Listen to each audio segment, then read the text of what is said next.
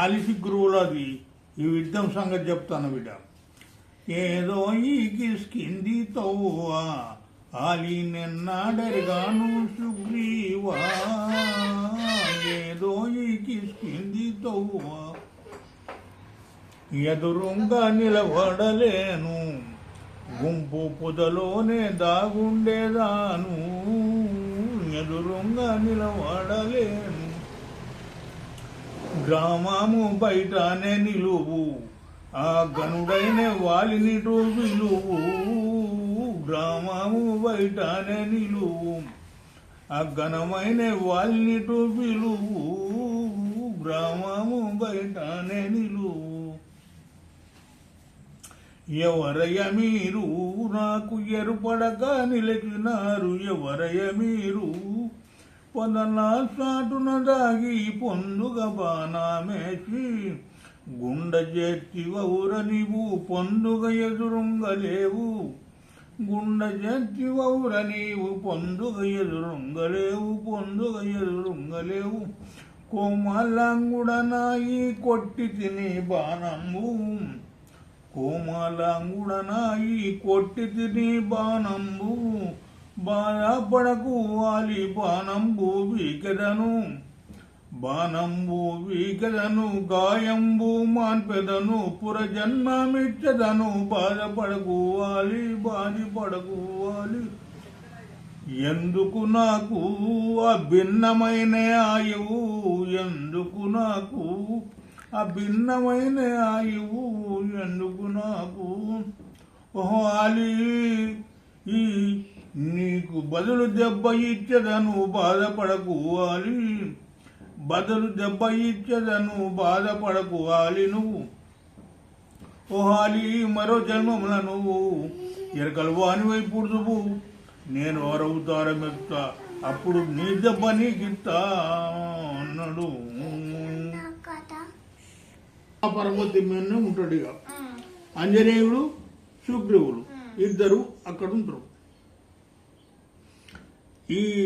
ఈ సుగ్రీవులకు రాముల వారు ఎట్లా కలిసిందంటే, ఈ రాముడు సీత వేయడం వల్లే ఎత్తుకులాడుకుంటూ వస్తాడు ఇక్కడ సీత అని.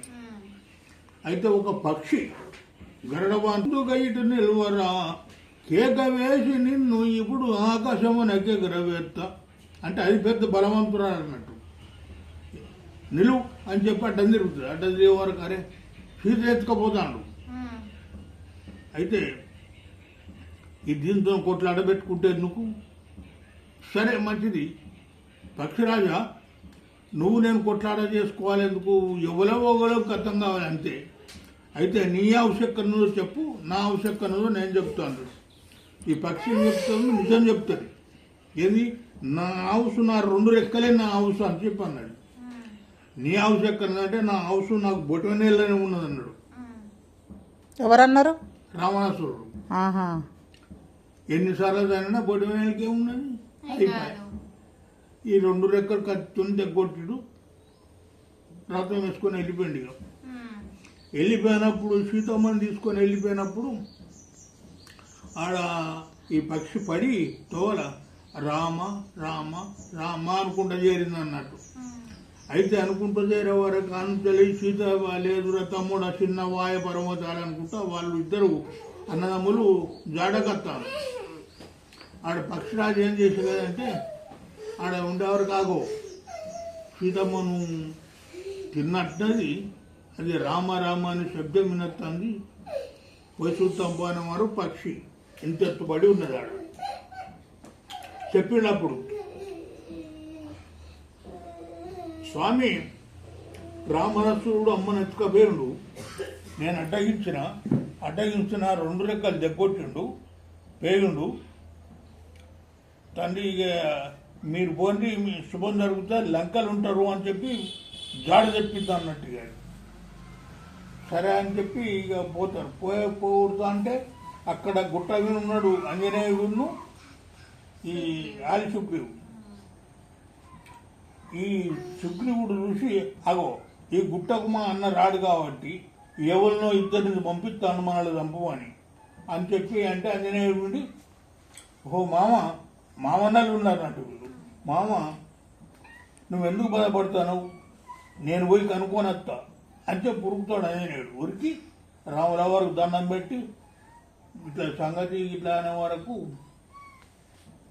ఈ అప్పుడు పురాణంలో ఆ ఆంజనేయుని తల్లి ఆ ఆంజనేయునికి ఏం చెప్పింది, బిడ్డ నీకు గురువు అవ్వాలంటే హనుమాని నిన్ను పేరు పెట్టి పిలిచినోళ్ళే నీ గురువు అని అంటే ఆడికి రాగానే పోయి చూసిండు. ఉరికి దండం పెట్టడం వల్లే హనుమ అని చెప్పేసిందా రాముల వారు. ఆహా నువ్వేనా స్వామి అని చెప్పి పాదాల పడి పట్టుకొని ఉన్నాక ఈ సంగతి ఏంటంటే వర అంతా చెప్పిండు అన్నట్టుగా. ఇట్లా సుగ్రీవులు అన్నదం ఆలి అన్నదమ్ములు అయితే ఇట్లా మమ్మల్ని తరిమేలా కొడతాడు, ఇట్లా వాలి ఆయనతో జయించే వాళ్ళు లేరు. ఆయన చూస్తే ఏంటంటే ఆయన ఎంతమందిని చూస్తాడో అంతమంది బలం కూడా ఆయనకే పోతుంది కాబట్టి ఆయనతో గెలిచేటోళ్ళు లేరు, బలవంతుడు అని చెప్పి చెప్పినాడు అన్న వల్ల అప్పుడు చెప్పాడు అన్నట్టు రామురావు వారు. చూడు సుగ్రీవం ఎదురుగా నిలవాడ గుంపు పొదలు తాగుంటారు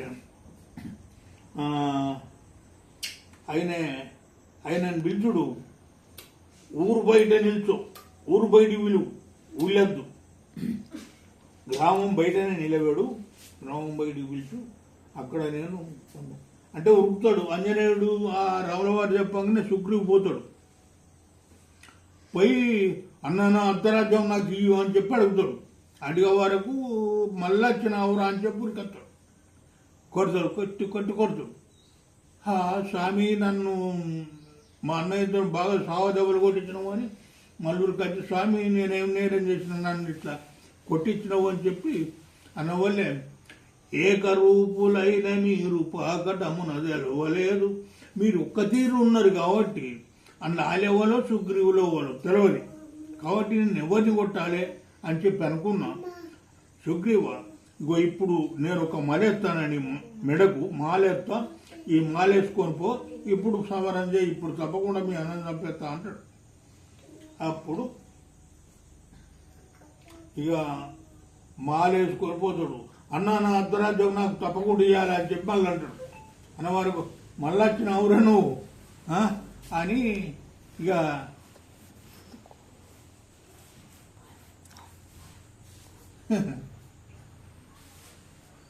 చెప్పాపు ఇక మళ్ళీ వచ్చిన అవురడం అని చెప్పి అని కురికత్తాడు. ఇక గ్రామం బయట నిలవడం అన్నాడు కదా, ఊరు బయట ఆడ నిల్చుని పిలిచిన వాళ్ళే వస్తాడు. సమరం చేయంగా గదే పొదల సాటు నుండి కొట్టినా లేదా, పొదల సాటు నుండి దెబ్బ కొడతాడు. ఆ రామబాణం కదా అది దెబ్బ కొడితే భూమికి దిగి భూమిలో ఏర్లు అయిపోతుంది, మీద సెట్ అయిపోతుంది అన్నట్టు. ఎందుకంటే బలవంతుడు లేస్తాడు అని అట్లా ఆపినాక చూసినాక రామబాణం ఎవడవు నువ్వు నాకు ఏర్పడగానే ఇది చెప్తాడు. ఇవాళ ఇది వాలి సుగ్రీవుల అన్నదమ్ముల కథ. ఇది వీడికి అయితే రాముల వారే దీన్ని పరిష్కరిస్తాడు. దీన్ని పరిష్కరించి ఆలిని తీసేస్తాడు. సుగ్రీవులకు రాజ్యం పట్టాభిషేకం చేసి మళ్ళీ అన్ని యథావిధిగా ఉంటారు, ఊరును కాపాడుకుంటుంటారు. అయితే యాడికెళ్ళి వేనాక ఈ సంగతి చెప్తాడు. ఇట్లా సంగతి రామచంద్ర మరి నీకు మా తమ్మునికి నీకెట్లా విరోధం కలిసారు, ఎట్లా సంగతి అనే వరకు చెప్తాడన్నట్టు రాములవారు. ఇట్లా రావణాసురుడు సీతమ్మను ఎత్తుకొని పోయిండు, ఆమె జాడకు తిరుగుతాన్న మేము తిరగంగానే ఈయన చెప్పిండు.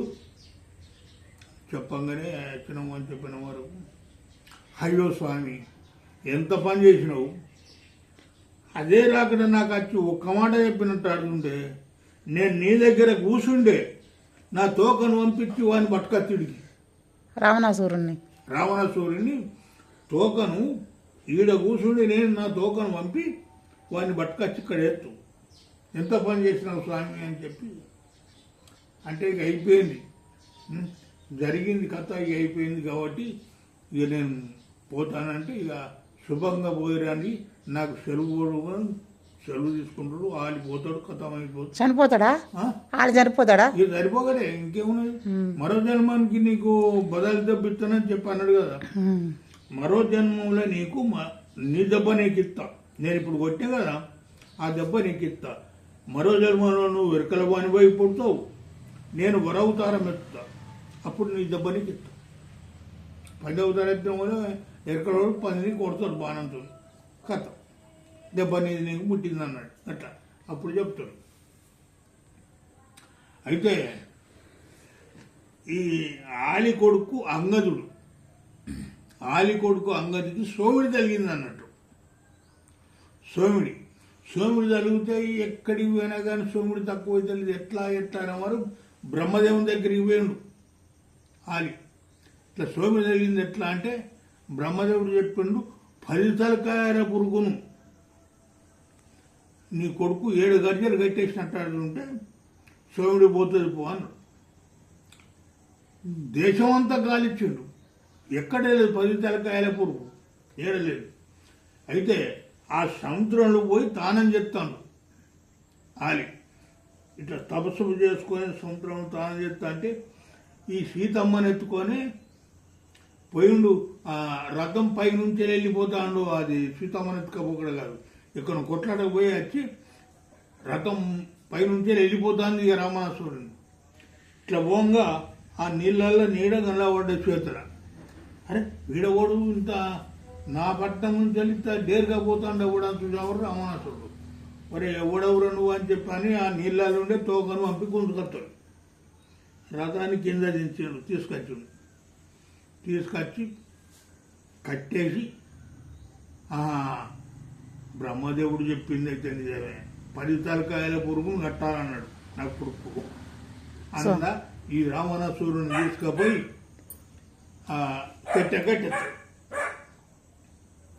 కట్టెత్తాడు 10 తలకాయల పురుగు. సోముడి పోయింది. ఇప్పుడు చెప్పాలంటే బొచ్చడు ఉన్నాయి కానీ ఇక 10 తలకాయల పురుగు బొచ్చడు పోయింది. అప్పుడు ఏమన్నాడు, కొట్లాట జరుగుతుంది, ఇది అంత ఇడిచిపెట్టి అట్టి కొట్లాట జరిగింది చెప్తా.